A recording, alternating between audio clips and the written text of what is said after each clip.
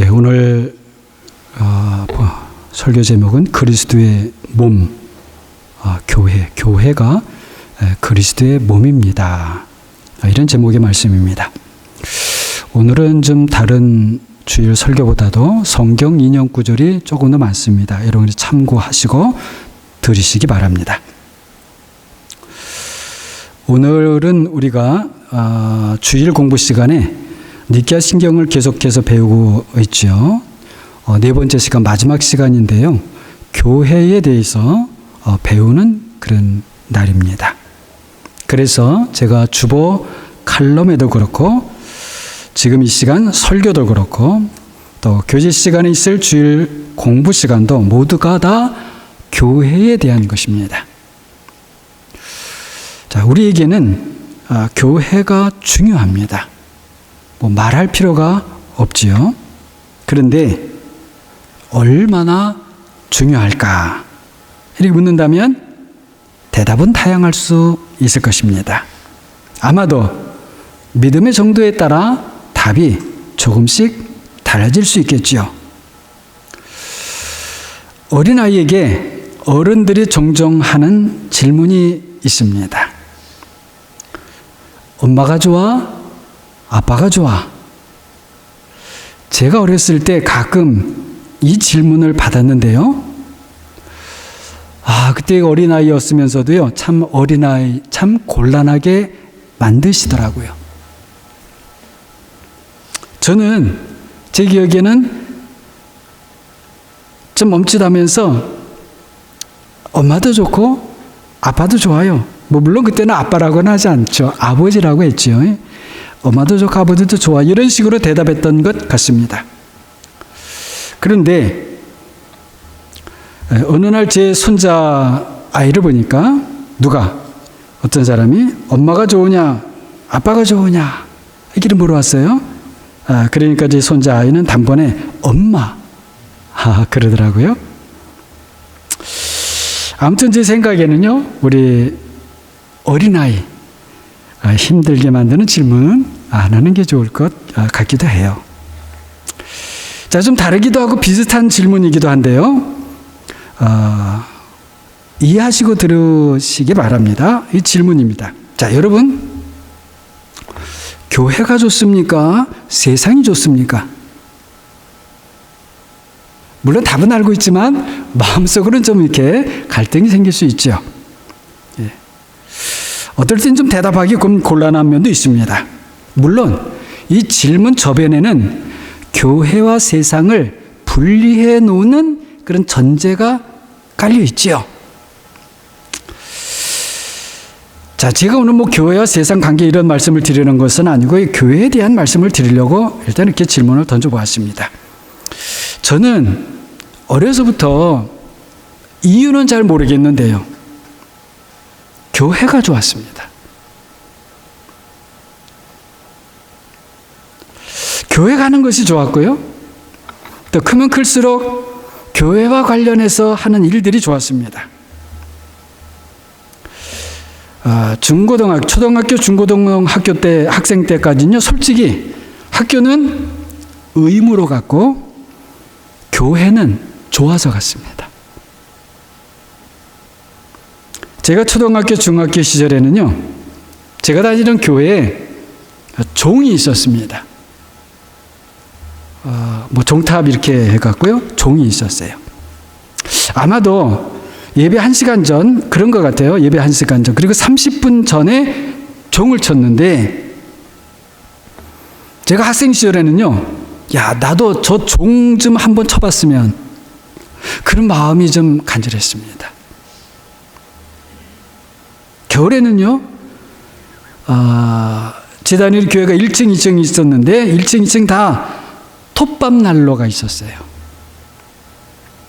중학생 때까지는 아직 어려서 안 되었는데, 고등학생 때는요, 제가 일찍 가서 그 톱밥을 난로에, 그 톱밥 난로거든요. 그 톱밥을 채워야지 돼요. 채우고 또 불을 피워놓기도 했는데요. 그게 그렇게 재밌고, 또 그렇게 불 펴놓은 다음에 다른 학생들이 나와서 예배 드리고 이렇게 하는 것에 참 보람이 있더라고요. 예. 또 어떨 때는요, 교회에서 아예 기거하시면서 사시는 사찰 집사님이 계셨는데요. 이분은요, 때 되면 종도 마음대로 치고 교회 구석구석 다 다니면서 살피시고 챙기시고, 함부로 아무나 올라가지 못하는 그 강대상 있잖아요. 거기도 이분은 뭐 빗자루 마디자루 들고 뭐 마음대로 올라다니시더라고요. 제가 그 모습이 얼마나 부러웠는지 모릅니다. 저렇게 아무 데나 다 다닐 수 있구나. 대학생 이후에는 이제 그런 내용이 아니고요. 교회가 도대체 무엇인지, 교회가 뭐냐, 그렇게 물으면서 계속 살아온 것 같아요. 지금도 사실은 그렇습니다.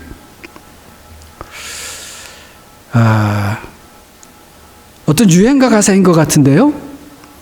제가 뭐 유행가 가사에게 제대로 아는 건 거의 없습니다, 사실. 그런데 얼핏 생각나는 게 뭐 앉으나 서나 님 생각 뭐 그런 있죠? 뭐 앉으나 서나 그님 생각 뭐 그런 노래가 있는 거인 것 같아요. 사실 제가 그렇습니다. 앉으나 서나 교회에 대한 생각이 제일 많아요. 꼭 무슨 목양교회다 하는 그런 차원이 아닙니다. 교회. 예. 교회가 무엇이지? 또 예배는 무엇이지? 목회는 무엇이지? 또 말씀은 무엇이지? 예. 제가 돌이켜보니까 1999년 9월부터 우리 목양교회에서 부름을 받아서 정식으로 목회를 시작했습니다. 그러다가 아마도 8년, 9년 지나면서 심각하게 책을 읽기 시작한 것도요, 교회가 뭐지? 벌써 뭐 목사 안수받고 오래됐는 목회도 이게 하고 했는데요. 그래도 또 계속 그 질문이 나는 거예요. 교회가 무엇이지? 예배는 무엇이지? 목회는 무엇이지? 자, 이런 마음 때문에 사실은 책을 읽기 시작했습니다. 교회는 예배가 중심이죠. 그래서 예배에 관한 책을 읽었습니다. 교회는 그리스도의 몸이죠. 그래서 그 몸의 주인이신 그리스도를 다시 배우기 위해서 책을 읽었습니다. 그러다가 하나님을 다시 배우기 위해서 계속 책을 읽었습니다. 저는 청년 시절 성경을 읽다가 예수님을 만났습니다. 그런데 목회 중에는 책을 읽으면서 교회와 그리스도와 하나님을 다시 만났습니다. 아무튼 제가 오늘 말씀드리려고 하는 것은 교회입니다. 어떻게 보면 말도 많고 탈도 많지만 그래도 여전히 저는 교회를 좋아합니다. 사랑합니다. 여러분도 그럴 것입니다. 교회는 우리에게 너무나 소중합니다. 교회는 그리스도의 몸이라고 하지요. 한번 여기서부터 시작을 해보겠습니다. 물론 오늘 설교로 충분하지는 않을 거예요. 그래도 한번 하는 데까지 해보고 가는 데까지 가보겠습니다. 이 교회가 그리스도의 몸이라는 이 단순한 말에는 사실 엄청난 내용이 담겨 있는 것이죠. 왜 그런가 하면 바로 그리스도 때문입니다. 그리스도께서 엄청난 분이시기 때문에 그리스도의 몸이 가지고 있는 그 뜻 역시 엄청난 것이고, 그래서 바로 교회도 엄청난 겁니다. 그것을 에베소서 1장 23절에 이렇게 표현합니다.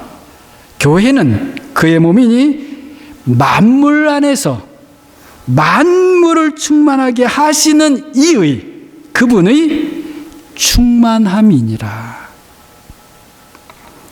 교회가 그리스도의 몸이기 때문에 어떻다고 합니까? 만물 안에서, 만물이라는 것은 all things, everything입니다. 만물을 또 충만하게 하시는 그분의 충만함이래요. 교회가. 앞에서 말씀드린 것처럼 그리스도께서 엄청난 분이시기 때문에 교회도 엄청난 것입니다. 아무튼 이렇게 여러분 이해하시면 될 것 같고요. 그래서 우리가 교회를 알려면 먼저 무엇을 알아야 합니까? 그리스도가 어떤 분인지를 알아야 하는 것이죠. 그리고 알아가야 하는 것이죠. 그것을 제대로 잘 그리고 충분히 알지 못하면 결국 교회도 제대로 충분히 잘 알 수가 없는 것입니다. 당연한 이치겠지요. 요즘 우리 모두 좀 유튜브를 많이 보지 않습니까? 저도 이것저것 꽤 봅니다. 그런데 이런 것이 있더라고요.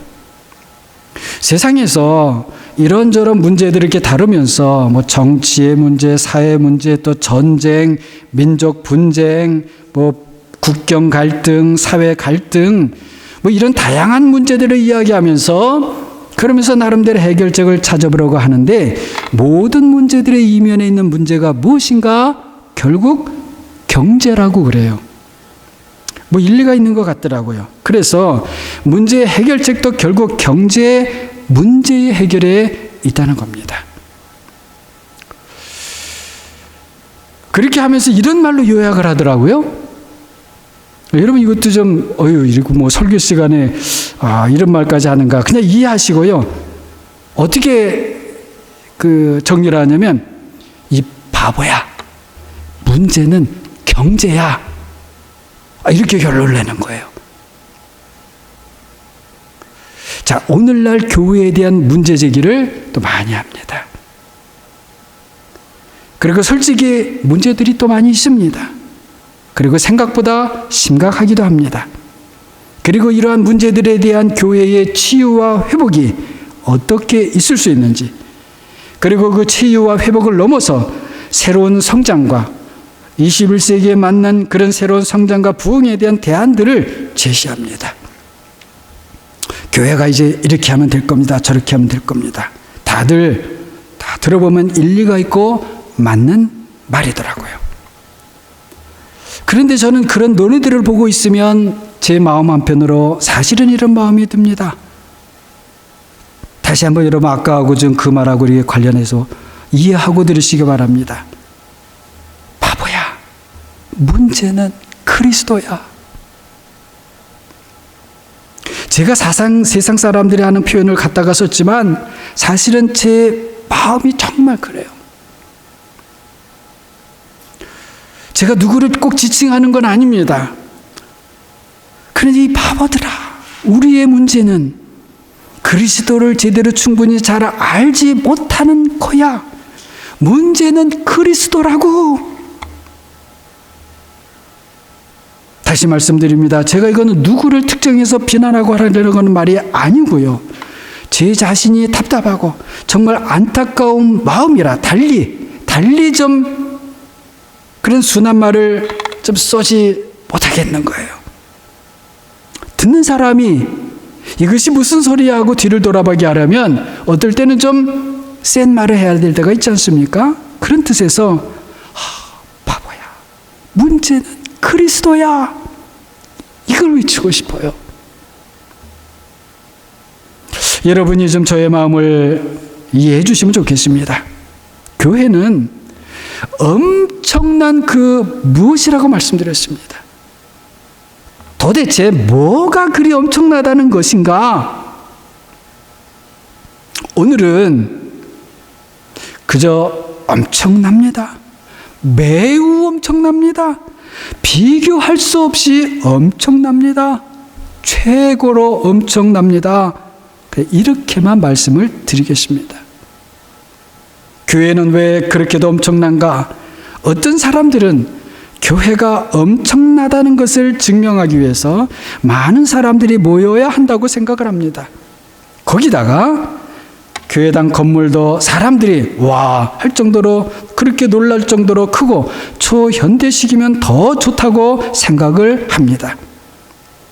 그리고 세상 사람들도 부러워할 정도로 무엇인가 크고 많아야 한다고 생각을 해요. 또 어떻게 보면 사실 어느 정도 맞는 말이기도 하고 어느 정도 효과는 있습니다. 그러나 교회가 엄청난 이유는 그런 데 있지 않습니다. 그 이유는 오직 하나예요. 교회가 그리스도의 몸이기 때문입니다. 달리 말하면 교회가 엄청난 이유는 계속해서 말씀드립니다마는 그리스도께서 그분 자신이 엄청난 분이신 오직 이 한 가지 이유라는 것입니다. 서로 그 몸이 사람들에게 흠모할 만한 것처럼 보이지 않아도 그 몸이 채찍이 맞아서 상처뿐이라고 해도 사람들이 보기에 무시할 만하고 멸시를 받아도 그리스도께서 계시는 교회는 엄청난 교회인 것입니다. 그리스도께서 교회 안에 계신다면, 그리스도께서 우리 안에 그리고 내 안에 계신다면 우리에게 그것보다 큰 일이 없는 것입니다. 그리스도께서는 십자가에서 두 팔을 벌려 헬라인과 유대인들을 하나가 되게 하셨습니다. 자유인과 노예를 섞여줄 수 없는 마치 두 인종과 같지요. 자유인과 노예를 하나가 되게 하셨습니다. 전에는 사랑할 수 없었던 사람들을 사랑하는 사람들이 되게 하셨습니다. 전에는 우상을 섬기던 사람들을 참 하나님을 섬기는 사람들로 돌이키게 하셨습니다. 빼앗고 도둑질을 하던 사람들을 자신의 손으로 수고하여 일해서 베푸는 사람들이 되게 하셔서요. 그리스도를 영접한 사람들, 그래서 그리스도께서 그 안에 거하시는 사람들이 놀랍게 변화되었습니다. 그리스도께서 여러분 얼마나 놀라운 분이신지 몰라요. 교회가 그리스도의 몸인 이유가 그럼 무엇일까요? 그분이 다른 이유가 아니에요. 교회 안에 계시기 때문입니다. 우리가 성도인 이유가 무엇입니까? 그리스도께서 바로 우리 안에 계시기 때문이에요. 만일 교회 안에 그리스도께서 계시지 않는다면 어떻게 교회일 수 있을까요? 우리 안에 그리스도께서 계시지 않으면 우리가 어떻게 성도일까요? 사람들이 교회라고 부르니까 교회인 것인가요? 다른 사람들이 성도님 하니까 성도인가요? 아닙니다. 내 안에 그리스도께서 계시기 때문에 내가 성도예요. 교회 안에 그리스도께서 계시기 때문에 교회예요. 그리스도께서 계신다면 우리가 부족해도 그 부족이 은혜로 채워질 것입니다. 어떻게 우리의 부족이 채워질는지 솔직히 저는 잘 모릅니다. 다만 그리스도께서 우리 안에 계신다면 그리스도께서 채워주실 것을 압니다. 어떨 때는 아니죠. 종종 우리가 생각하는 것보다 더디고 현실적으로는 열매가 잘 보이지 않고, 그래서 저도 솔직한 고백으로는 답답할 때가 있습니다. 조금 더 좀 심하게 말하면요, 저도 때로는 죽을 맛입니다. 그래서 전에는 채워달라고 기도를 했지요. 우리를 버리실 것입니까? 이런 식으로 하소연을 하기도 했지요. 그러나 이제는 그리스도께서 우리 안에 거하소서, 좌정하소서, 그것이면 적하겠나이다, 이렇게 기도합니다. 물론 아직도 저는 이러한 저의 기도가 충분하지는 못한 것 같아요. 그래도 그렇게 기도합니다. 그리스도의 충만하심을 너무나도 잘 알았던 분이 바로 사도 바울이에요. 물론 모든 사도들이 그러했습니다. 그리고 그 사도들로부터 가르침을 받은 교회가 또 그러했습니다. 로마서 8장 10절은 이렇습니다. 그리스도께서 너희 안에 계시면 몸은 죄로 말미암아 죽은 것이나 영은 의로 말미암아 살아있는 것이다. 그리스도께서 우리 안에 계시면 우리는 몸을 따라 사는 것이 아니요 영을 따라 산다는 것이죠. 고린도후서 13장 5절은 또 이렇습니다.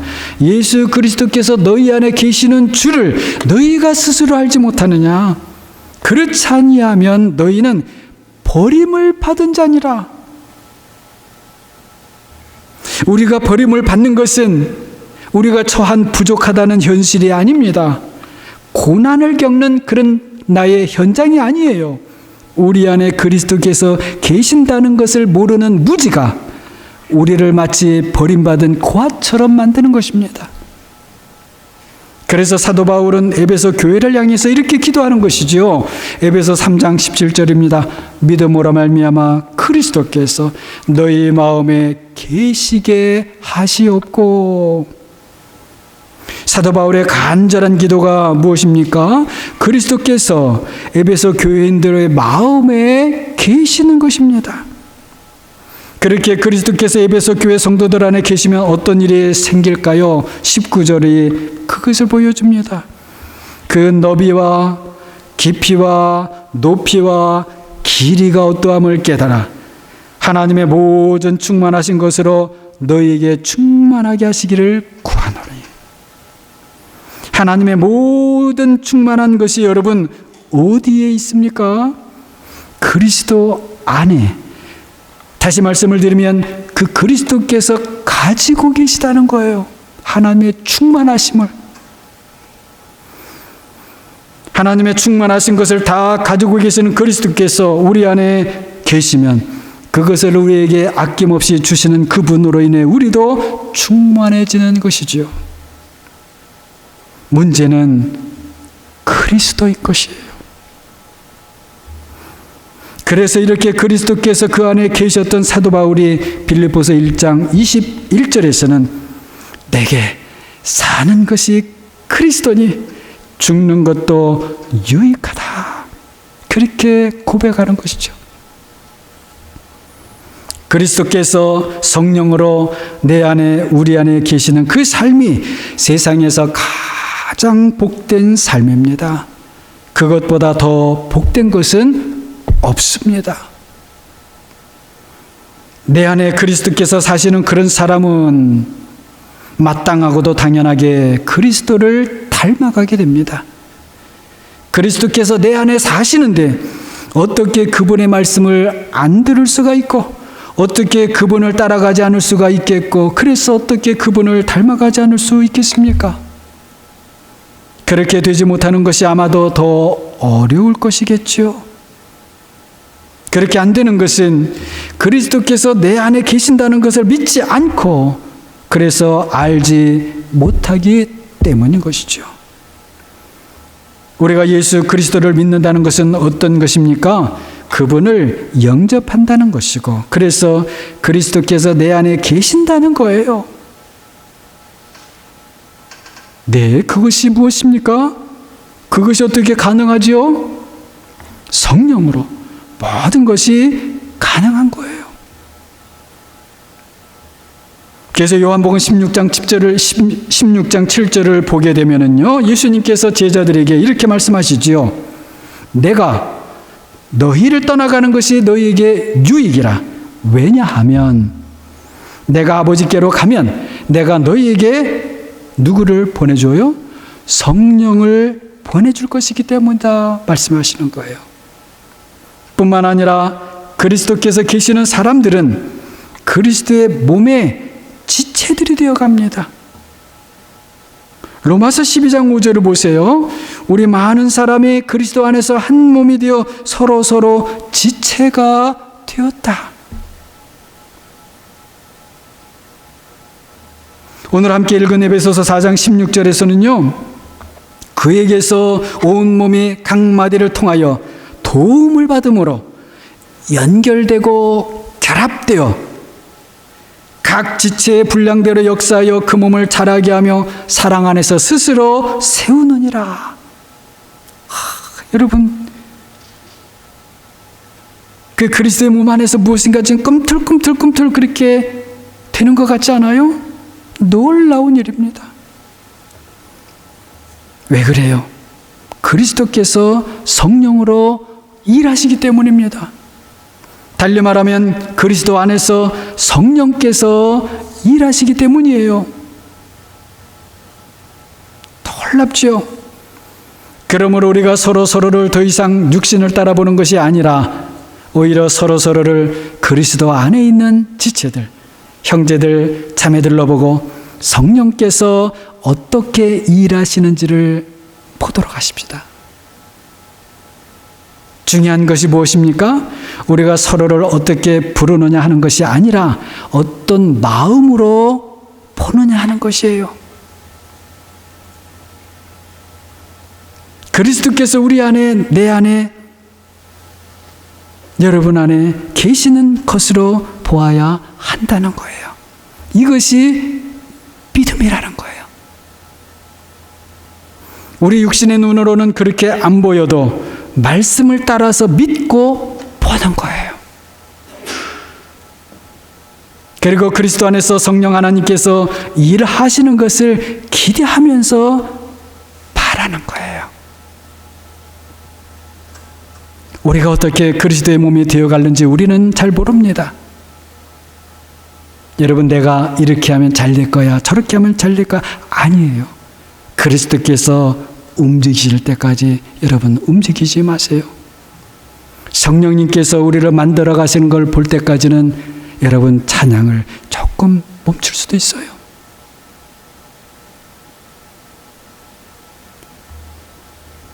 엄마의 뱃속에서 아기가 어떻게 만들어져 가는지 안 보이잖아요. 우리는 모르죠. 그런데 어느 날 보면 산모의 배가 불러와요. 그때야 조금씩 알게 되는 것이죠. 우리 안에 그리스도께서 계시는 것도 마찬가지입니다. 처음에는 아무도 몰라요. 그러나 점점 알게 되고 알려지게 되는 것입니다. 중요한 것은 그리스도께서 내 안에 계신다는 믿음이에요. 이 믿음이 그것을 알게 되는 지식, 날리지가 됩니다. 그러면 점점 우리도 모르는 사이에 우리가 그리스도 안에서 하나가 되어져 가는 거예요. 오늘 설교 본문 중에 하나인 에베소서 4장 13절을 봅니다. 우리가 다 하나님의 아들을 믿는 것과 아는 일에 하나가 되어 온전한 사람을 이루어 그리스도의 장성한 분량이 충만한 데까지 이르리니. 여러분, 이 말씀을 가만히 보세요. 순서가 있어요. 순서가. 하나님의 아들을 믿는 것이 먼저예요. 그리고는 그 다음이 아는 일이 다음이에요. 그리고 그 다음이 온전한 사람이 되는 겁니다. 그런 다음에 온전해져 가는 사람들이 그리스도의 충만한 데까지 함께 가는 겁니다. 이런 복된 삶은 이미 주님께서 말씀하셨던 약속이었습니다. 오늘 설교 본문인 요한복음 14장 18절을 봅니다. 내가 너희를 고아와 같이 버려두지 아니하고 너희에게로 오리라. 자, 아까 설교대에도 고아와 같다고 하는 걸 말씀드렸죠. 우리의 환경, 부족한 환경이 우리를 고아와 같이 만드는 게 아니에요. 내가 너희를 고아와 같이 버려두지 아니하고 너희에게로 오리라. 자, 제자들을 고아와 같이 버려두지 않겠다 말씀하시지요. 예수님께서 아버지와 동등하신 하나님으로서 원래의 자리로 돌아가시지만 우리를 버리고 떠나는 것이 아니라 사실은 우리를 위해서 가시는 겁니다. 여러분, 우리를 위한다? 그런데 왜 떠나시는가? 무슨 뜻이지요? 성령으로 오신다는 거예요. 19절에서는 조금 있으면 세상은 다시 나를 보지 못할 것이로되 너희는 나를 보리니 이는 내가 살아있고 너희도 살아있겠음이라 말씀하세요. 세상이 다시 나를 보지 못할 것이라는 말씀은 십자가에서 죽으시고 그리고 무덤에 내려가시는 것을 말씀하시는 것입니다. 그리고 너희는 나를 버리니 라고 하신 것은 부활을 말씀하시는 것이죠. 자, 그리고 오늘 설교와 관련해서 중요한 말씀이 20절에 나옵니다. 그날에는 성령이 충만히 임한 그날에는 내가 아버지 안에, 너희가 내 안에, 내가 너희 안에 있는 것을 너희가 알리라. 아주 중요한 말씀입니다. 다시 잘 보겠습니다. 내가 아버지 안에, 우리가 니케아 신경 때도 우리가 좀 배웠는데요. 자, 우리 주님과 아버지 하나님과는 본질상 영원토록 하나이신 것을 지금 말씀하고 계시는 것입니다. 그런 다음에 너희가 내 안에, 내가 너희 안에 있는 것을 이렇게 말씀하세요. 무엇입니까? 우리가 주님과 떼어질 수 없는 관계가 됐다는 것을 말씀하시는 것이죠. 그런데 주님과 우리와 떼어질 수 없는 관계가 되었다는 것을 통해서 알게 되는 중요한 것이 무엇입니까? 우리와 주님과 관계가 맺어진 것 때문에 아버지 하나님과 아들 하나님의 그 영원하신 그 놀라운 관계에 우리가 포함된다는 거예요. 엄청난 말씀입니다. 아무튼 이렇게 주님과 관계가 맺어진 사람은 그래서 어떻게 무엇을 해야 하고 그 결과로서 또 어떤 사람이 되는지가 그 다음 21절에 나오는 것이죠. 나의 계명을 가지고 지키는 자라야 나를 사랑하는 자니 나를 사랑하는 자는 내 아버지께 사랑을 받을 것이요 나도 그를 사랑하여 그에게 나를 나타내리라. 이렇게 관계가 맺어진 속에서는 아버지와 아들과 아들과 우리와 계속하여서 사랑의 관계가 오고 가는 것입니다. 우리는 말씀에 순종하죠. 아버지는 우리를 기뻐하시죠. 그때로 아들은 아버지께서 기뻐하시는 아들도 우리를 사랑하시죠. 우리는 그러면 더 주님을 사랑하죠.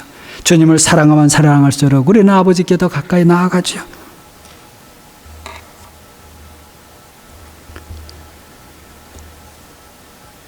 그런데 여기서 나의 계명을 가지고 지키는 자, 주님의 계명은 무엇입니까? 13장 34절 우리가 잘 아는 말씀이지요.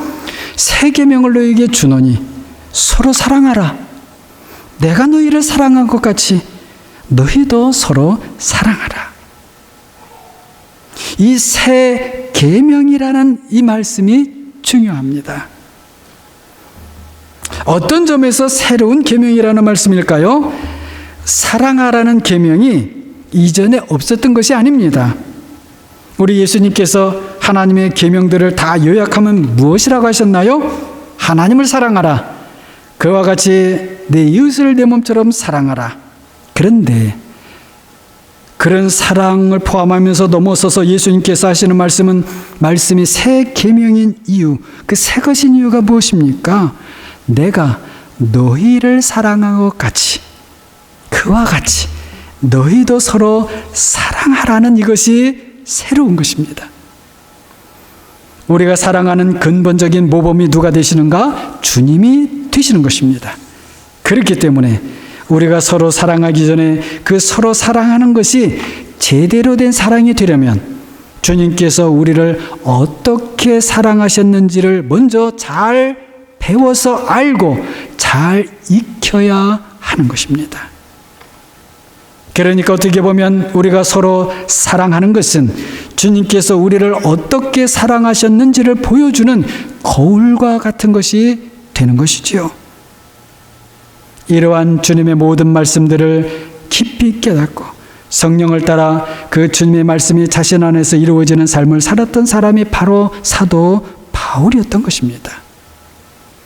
주님을 핍박하던 사울이 놀라운 하나님의 은혜로 바울이 된 후에 그리스도 안에서 산다는 것, 그래서 그리스도께서 자신 안에 계신다는 것, 그래서 성령께서 자신을 그리스도로 닮아가게 만들고 계신다는 이 구원이 너무나 놀라운 구원이고 이 구원을 알리는 복음 전도자로 기꺼이 그래서 나섰던 것입니다. 그리스도 안에서의 이 삶이 너무나 복된 삶이라 모든 사람들이 이 복된 삶에 참여하게 되기를 바랐던 것이죠. 그래서 고린도전서 11장 1절을 보면 담대하게 외칩니다. 내가 그리스도를 본받은 자 된 것 같이 너희는 나를 본받는 자가 되라. 참 어떤 누가 이렇게 외칠 수 있겠어요? 저는 이렇게 외치려면 아직도 먼 것 같아요. 갈라디아서 3장 28절에서는 너희는 유대인이나 헬라인이나 종이나 자유인이나 남자나 여자나 다 그리스도 예수 안에서 하나이니라. 1세기 유대인으로서, 그리고 당시 로마 제국이라고 하는 그 시대 상황에서 이와 같은 선포는 얼마나 그리고 정말로 놀라운 것인지 모릅니다. 교회는 은혜 충만한 곳이라고 하니 사람들이 좀 오해해서 돈을 많이 쌓아두는 곳이라고 생각하는 경향이 있어요. 교회는 그리스도의 몸이라고 하니 그 몸을 크게 보이기 위해서 많은 사람들이 모여야 된다고 생각하는 풍조가 생겼습니다. 그리스도의 부요함을 화려한 건물로 대체하려고 합니다. 안타깝게도 오늘날 예배당이 예배 처소라기보다는 많은 대중이 모이는 대형 그런 행사장처럼 점점 되어가고 있어요. 그렇지 않다라고 말하기 정말 힘듭니다. 교회가 만물이 모여 충만이 되는 이유는 바로 그 만물을 충만하게 하시는 그리스도께서 계시기 때문인 것이지 다른 이유가 아닌 거예요.